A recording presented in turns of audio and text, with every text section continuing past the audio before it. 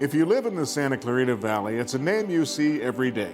A town, a company, a hospital, schools, roads, a park, a historic ranch, and a whole new community yet to be built. That name, of course, is Newhall. Our community's connection to that name stretches back 140 years and begins with one man, Henry Mayo Newhall. What started with the purchase of a bankrupt Mexican rancho has blossomed into an 8-generation legacy that continues to shape our community today. Henry Mayo Newhall's descendants are scattered across the United States, but some still make their home in the community that bears his name. The company that bears his name is still building on the land he purchased. And the foundation started by his heirs continues a tradition of philanthropy that he personally exemplified. From generation to generation, the Newhall family has epitomized the ideals of service, community building, sense of purpose, and commitment to the greater good that marked the life of their most famous ancestor. And so it is with a keen awareness of their influence in shaping the community we enjoy today, and with immense gratitude for their vision and generosity, that we honor the Newhall family with the College of the Canyons Foundation Silver Spur Award for Community Service.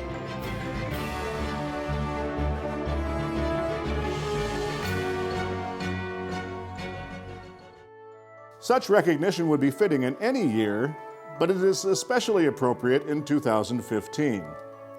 This year marks the 25th anniversary of the Silver Spur Award. It is also the college's 45th anniversary year of service. And it was 140 years ago, on January 15, 1875, that Henry Mayo Newhall purchased the land that comprises much of what we call the Santa Clarita Valley. Henry Mayo Newhall was born on May 23, 1825, the fifth of 9 children. His grandfather was a prosperous shoe manufacturer and trading ship owner in Saugus, Massachusetts.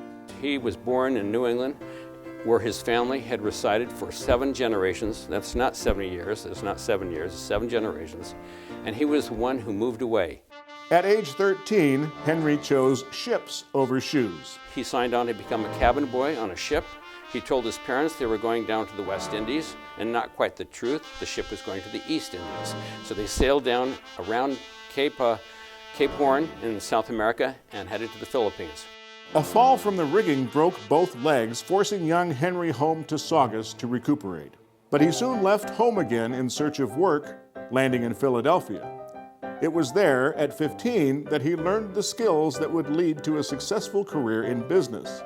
An auction house put him to work moving goods from storage to stage and back. It was a dirty and demanding 12-hour-a-day job designed to test the mettle of newcomers. His bosses were sure Henry would quit. But each morning, there was Newhall cleaned up, bright, and ready for business, one biographer recalled. Henry eventually headed to Nashville, founding his own auction house with a partner. And in what would become a recurring theme throughout the young entrepreneur's life, success soon followed. He was a gifted man. He couldn't do anything wrong. No matter what he did, it turned successful or to gold or something like that. I didn't mean gold literally, but like King Midas, everything he touched came out well. There aren't many people with that kind of charisma today. There are some, obviously, but not that many. And he was sort of self-taught and self-made. Established in business, Henry turned his attention to familial pursuits. He married Sarah Ann White in October of 1849. But instead of settling down in wedded bliss, a new opportunity had him on the move again. This time, it was gold. Henry arrived in California on July 5, 1850, after sailing from New Orleans and crossing the Panama Isthmus. Like thousands of other fortune seekers, he headed for the hills in search of gold. And like most who did, he found nothing more than frustration. Miners averaged $1 a day in gold dug from the hillsides. Never mind riches. That wasn't enough to feed a man when inflation and demand pushed the price of bread to 75 cents a loaf. Discouraged and broke, Henry Newhall walked back to Stockton. He had stored a trunk there with some extra clothes. It was all he had left. But it was enough to build a fortune. Using an old barrel for a makeshift auction block, he sold a coat, boots, and shirts, netting $300. He invested that capital in 4 damaged boxes of dry goods and a steamboat ticket back to San Francisco. There, he planned to sell the dry goods, buy passage on a ship, and return home to his wife in Nashville. But while he waited, he looked for ways to make some money. He had arrived in California with $8,000 and was determined not to leave empty-handed. The owner of an auction house, by coincidence a fellow New Englander, was in need of a seasoned auctioneer. Newhall told him, "I can sell more goods and for bigger money than any man that stands in California." He backed up that bluster that very night, clearing out a stock of slow-moving goods. Seeing that commerce was California's real opportunity, he auctioned off his return ticket and stayed on at the auction house. Within 2 years, he owned that auction house and decided that his heart belonged to San Francisco. He built a stately brick home and then headed back to Tennessee via Panama to bring his bride out west. He had been gone for most of their marriage. At the same time, Sarah decided it was time to go see Henry. So she departed Boston area, came down, stopped, and got off at the Isthmus. And by gosh, if they didn't meet each other crossing. The reunited couple settled in San Francisco in 1852 and welcomed their first son, Henry Gregory Newhall, a year later. 2 more sons followed over the next 3 years, William Mayo Newhall and Edwin White Newhall. But tragedy struck the young family, and after just 9 years of marriage, Sarah died in childbirth. A little more than a year later, Newhall remarried.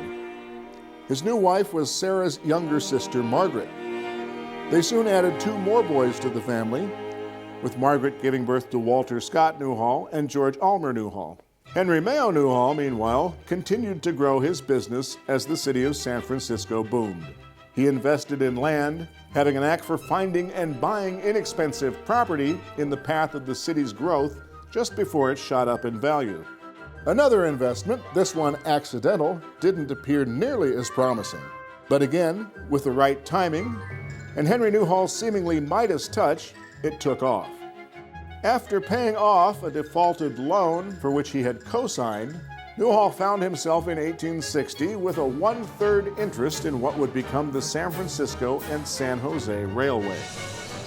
Within 4 years, Henry and his partners raised $2 million, built 50 miles of track, and opened a profitable new railway. The partners eventually sold it, bringing Henry Mayo Newhall a handsome profit and a new chapter in his remarkable story. Henry began buying large swaths of California land that had been Mexican ranchos. Squeezed by debt brought on by prolonged drought and mounting legal expenses stemming from California statehood, families were forced to sell off their lands. By 1875, Newhall owned land up and down the state, from north of Sacramento all the way down to Los Angeles. What prompted him to invest this far south is a mystery. It likely was the price, $90,000 for 40,000 acres. Or, like many of us, he was drawn, perhaps, to its simple beauty, a wide river valley tucked between 2 mountain ranges and punctuated by rolling oak-studded hills. Today we know the Rancho San Francisco as Newhall Ranch, a name given to the property by Henry Mayo himself. The holding originally stretched from the Newhall Pass on the south, north to Castaic, and west to Piru Creek. Immediately, Newhall began making the land productive. Irrigation enabled thousands of acres to be cultivated with wheat, alfalfa, corn, sugarcane, and numerous fruit trees, including oranges. While production on the ranch in the Santa Clarita Valley soon matched that of his other holdings, Newhall's vision for the property was much bolder. He wanted to build a city, and again, his timing was impeccable. New railroad tracks approached the ranch from north and south and would later converge in Soledad Canyon. He granted an 8-mile right-of-way for the line to cross his ranch, and he deeded a square-mile parcel for a town site named Newhall in his honor. He gave a lot of thought to what the town should contain. You know, mostly about livery stables and stores, and yes, even saloons. And then he started having the hotel built, the Southern Hotel, which is here from 1878 to 1888, I believe. And he literally created a tiny, almost metropolitan center in this town. What he started was, in a way, very similar to what happened 90 or 100 years later in the creation of Valencia and the growth up here now. Henry named streets after those in Philadelphia where he had spent his teen years: Race, Arch, Chestnut, Walnut, Market, Spruce, and Pine. He also erected a school, knowing it would encourage families to move in and populate his new town. Newhall's town was off to a promising start, but sadly, he would not see the dream realized. And he died in a very tragic way. He was riding a horse, and the horse threw him up in the air, and he landed on a rock, hit his head, had a severe neck injury, and died a few days later. Is that a great story? No, but it's a tragic end to what otherwise would have been many more productive years, I'm sure. In just about 40 years, Henry Mayo Newhall had gone from being the adventure-seeking son of a New England shoemaker to a fortune-hunting 49er, a gifted auctioneer, uncanny real estate investor, railroad entrepreneur, cattle baron, and town founder. It was a uniquely California story, and by any measure, an amazing life, and one that would leave an indelible legacy. In 1883, a year after Henry Mayo Newhall's death, his widow Margaret and his 5 sons incorporated the Newhall Land and Farming Company. Its various operations enabled the family and its burgeoning 3rd generation to live comfortably, pursue business interests, and engage in philanthropy. As cash was needed, land was sold from the family's 6 California ranches, which totaled more than 143,000 acres. But the Newhall Ranch remained largely intact. After the initial burst of activity and investment following its purchase, the ensuing decade saw few changes in ranch life and the surrounding community. Cattle and crops were the dominant features of the landscape. They were later joined by oil wells of varying success, and then, in the 1920s, movie cameras. The close of that decade forced change on the company, which really meant the family. With America mired in the Great Depression, their financial empire teetered on the brink of collapse, forcing some tough decisions. Enter Athol McBean, grandson-in-law of Henry Mayo Newhall. McBean's reputation and business acumen were already well established by the growth and leadership that he brought to the pottery company, Gladding McBean, which he had taken over from his father. Accepting an invitation from his father-in-law, William Mayo Newhall, to lead the family companies, McBean stopped land sales on the Newhall Ranch. He improved agricultural production, made oil exploration profitable, reined in excessive salaries, and successfully erased the company's massive debt. He brought in talented executives from outside the family and ultimately positioned the Newhall Land and Farming Company to begin its 2nd half-century, as one family biographer described, a corporation under tight control rather than a haphazardly operated family inheritance. While most of the Newhalls themselves remained centered in San Francisco, some found the ranch and surrounding area suited them, just as it had Henry Mayo. Henry Gregory Newhall was the son who remained in the local community and managed the Newhall Ranch. In fact, he lived in the Newhall Ranch house, which was preserved and later moved to Heritage Junction Historic Park in Newhall. Henry Gregory had a spur rail line built to Ventura in 1887, and he named the connecting train station Saugus after his father's birthplace in Massachusetts. Another daughter of William Mayo Newhall was Elizabeth, who married Arthur Cheeseborough, superintendent of the Newhall Ranch from 1910 to 1930.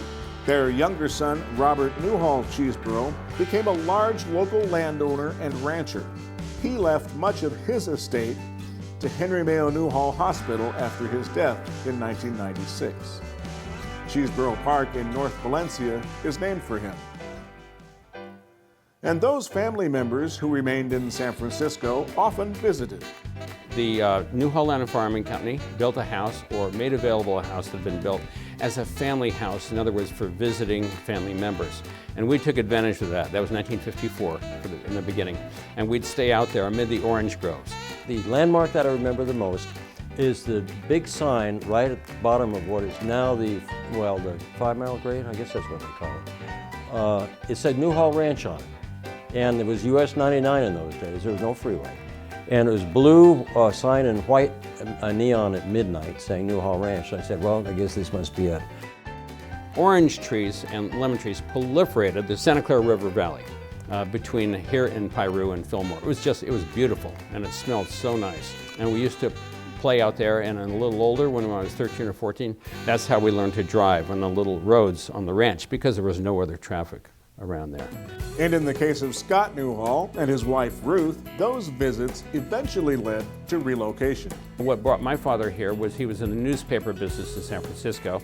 He was an editor and he was an employee of a large metropolitan paper, the Chronicle, and he found out this local newspaper here was for sale. And he said, gee, he'd always wanted the chance to publish his own paper and be his own boss. So he bought it in 1963. Between Scott's editorials and Ruth's nose for news, the Newhall Signal and Saugus Enterprise quickly became widely read and talked about. I think his greatest joy, though, was actually working at the Signal as the editor of the Signal and dealing with the daily news in the community day after day. He wasn't afraid to comment on the news and the happenings in the valley. The Ku Klux Klan came to town, and a lot of people didn't like the idea. They had sheriffs, helicopters all over the place. More sheriff's deputies were here than there were people in the audience. But we got into an argument with one of the people that were running this Ku Klux Klan thing, and he didn't use his English right, and he made a grammar mistake. And I yelled out, if you're going to be the master race, at least use master race English. The Klan didn't stay long, but the 1960s saw the start of more lasting changes on the Newhall Ranch and in the Santa Clarita Valley. Small, one-off subdivisions had sprouted up outside the borders of the ranch over the previous decade. But McBean and other members of the Newhall Land Board wanted something more. As Henry Mayo himself had envisioned some 75 years earlier, they set out to build a new town. A self-contained community, complete with homes, businesses, parks, schools, roads, and a hospital. It would even include golf courses, an amusement park, and colleges. The 153-acre site of College of the Canyons, in fact, sat squarely in the middle of the Newhall Ranch. After local voters established the college in 1967, the college's board and administration went looking for a suitable location. They found the perfect one in some rolling hills just west of the newly opened Interstate 5 freeway. Unbeknownst to college leaders, however, Newhall Land had other plans for that property. It was to be the location of a new amusement park built in conjunction with SeaWorld. Aware that the college could claim the property through eminent domain, Newhall Land suggested instead that the campus be located on the east side of the freeway, just south of Valencia Boulevard. They priced the land at $10,000 per acre and refunded much of the purchase price after the sale. I can remember just being barren hills, and that was before Rockwell Canyon Road was put in. And it was just more grazing land, just like it was for a long time. And what became of that joint venture with SeaWorld west of I-5? It became Magic Mountain. But back to the building of this new town. Newhall Land hired internationally recognized urban designer Victor Gruen to bring the vision to reality. They wanted to establish the residential homes, they wanted to establish retail stores, and the roads, divided highways, divided parkways, and the neighborhoods and the paseos, and then they also needed, of course, an industrial center and schools. But what to call this vision? Athol McBean entrusted that critical task to a professional wordsmith. My father, Scott, was looking for a name for this new community. They didn't want to call it Saugus, and they didn't want to call it Newhall because the connotation just in the surrounding areas here in Southern California was not good for those names. He wanted to give it a good name all around. He thought of some names, like Paradise was one he liked. And I reminded him that there was also a Paradise up in Northern California. So he dispensed with that. And he thought, we ought to give it a nice, fresh name like Orange. But there was already an Orange, California, and a county. And we were driving along one day, and he said, I know what we'll call it. We'll call it Valencia. I said, yeah, but that's like a Spanish word. He said, that's perfect. This area has roots in Spain and in Mexico. It was not taken. He looked it up in the atlas, and everyone he talked to liked it. It's not a family name. We're just thankful he didn't name it Naval. Another key element of the new community is a hospital that bears the name of Henry Mayo. I think the hospital is one of the best additions to the community that has been done. And I don't think it was a Newhall family member that first suggested. I think it was Tom Lowe, who was chairman of Newhall Land and Farming Company back in the 1970s. 1960s, I think, when they first discussed it, they put together a board of trustees because this area was served by very smaller privately owned hospitals at the time. And if this community were to grow or to gain a name for itself, it needed a good hospital and it needed a good emergency room. And that's exactly what they tried to put together, and they totally succeeded. While Newhall Land got to work building Valencia, McBean moved ahead with another initiative that would make a lasting impact and help support this burgeoning community. Like the plan to build an entirely new community, it was an idea inspired by Henry Mayo Newhall himself. Athol McBean went to a board meeting, as I recall, and said, we're in a number of communities in California, in San Francisco, and in the Central Valley and Merced area, and in Santa Maria and Newhall Saugus area. And every time anyone needs real help or backing, they'll come to the local Newhall Land Ranch or farming company and ask for donations. And we try and do our best, we give donations. He said what would really do the job better would be a foundation in the name of the founder, Henry Mayo Newhall. The family embraced the idea enthusiastically. Founding board members included Bob Woods, a great-grandson of Henry Mayo Newhall who lived his entire life on the Sway Ranch in Santa Maria, and Jane Newhall, a great-granddaughter of Henry Mayo Newhall who often traveled from her home in San Francisco to the Santa Clarita Valley. She would become a major benefactor of the Boys and Girls Club of the Santa Clarita Valley and of Henry Mayo Newhall Hospital. The first local donation that was made here, I believe, was probably to either a church in Fillmore or the Newhall Saugus Boys Club, which was down here and just being formed in 1967. It was formed by Larry Margolis and Reverend Sam Dixon and Dr. James Foster. And we gave them a founding grant of about, I think, $20,000 or $25,000. And we've been giving grants to them over the years, ever since. A foundation such as this would have made Henry Mayo Newhall proud. In San Francisco, Henry Mayo was not only a leader in business, but also in philanthropy. He well understood the need to invest in the development of a city beyond its physical infrastructure, that a true community is built from the inside out. Writing about the leading men of the age, one author wrote, "There is not a church building, a schoolhouse, a charitable institution in San Francisco to which Newhall has not been a cheerful giver." Henry Newhall gave generously and, quote, "with an utter absence of pronounced display," one of his sons said. I think he saw that he was putting down roots, and one of his duties was to serve the community. The Newhall family still embodies that same sense of selflessness. The foundation is governed by a 13-member board, all members of the Newhall family.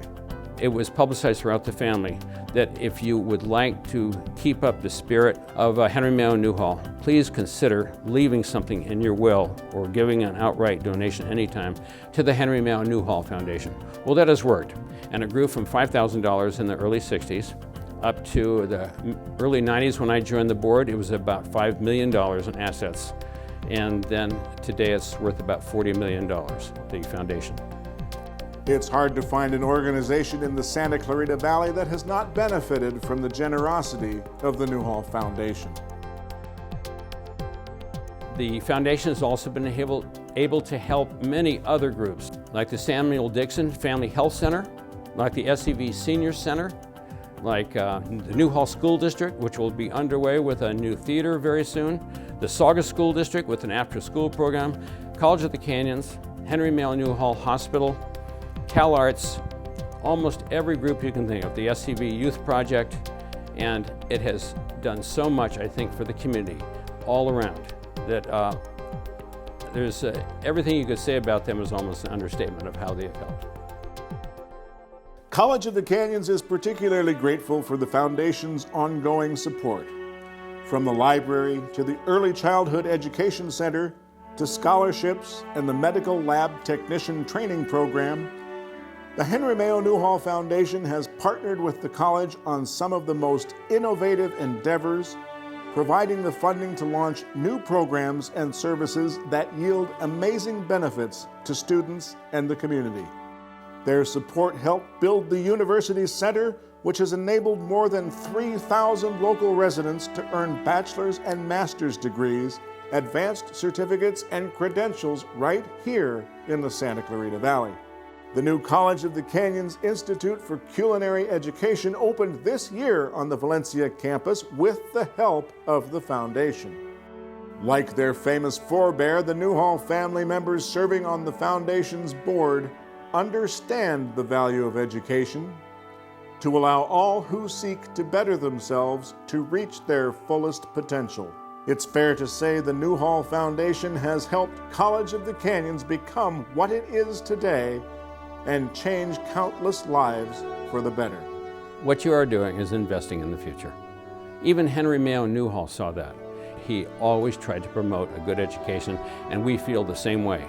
The Mayo Newhall Foundation gives a lot of money to scholarships in the Hart High, in Fillmore, and other areas, and at College of the Canyons. And we think it's one of the best places that we can do with our money. The Foundation, the company, the town, and the new community of Newhall Ranch yet to be built. Together they form an amazing legacy sparked by a visionary businessman and builder, but ultimately brought to life by his descendants. From generation to generation, the members of the Newhall family have carried forward his example of stewardship, innovation, and success. I think he would be very proud and very impressed. The fact that a city, a community, has grown up in the area which he just remembers as grassland and rolling hills and rangeland of a Spanish land grant. And he probably would have said to himself, my gosh, and part of my family made this all come to pass. And I think that would be a very proper self-assessment. He'd be very proud of things. To see a thriving city with highways and byways going through it, planted parkways without billboards on them, I think he would love it tremendously and be very proud. It is a proud legacy indeed, one that deserves to be recognized and celebrated. To that end, College of the Canyons and its foundation are proud to honor the Newhall family and present them with the highest award they bestow, the 2015 Silver Spur Award for Community Service.